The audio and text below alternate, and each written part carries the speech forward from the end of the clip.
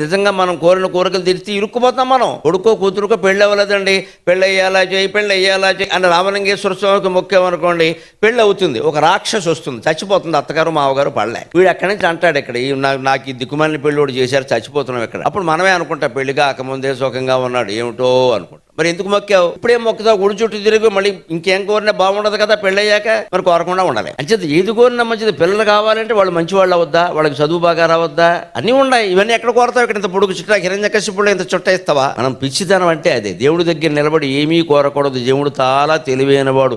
మనకెంత తెలివి ఉంటే మన పుట్టించిన వాడికి ఎంత తెలివి ఉండదు. కోరితే ఆ ఒక్క కోరిక తీరుస్తాడు, దాని పక్కనంతా చెద పట్టిస్తాడు. ఏమీ కోరకుండా ఉంటే పూర్తి బాధ్యత నా మీద వదిలేసాడు, మొత్తం జీవితానికి బాధ్యత వహిస్తాడండి. అది భగవంతుని యొక్క మహిమ. మనం మామూలు మనుషులుగా ఆలోచిద్దాం, ఏదైనా ఎక్కువే కావాలనుకుంటాం, తక్కువ కావాలని అనుకోం కదా. మొత్తం జీవితానికి బాధ్యత వహించడం కావాలా, ఈ చిన్న చిన్న కోరికలు తీర్చడం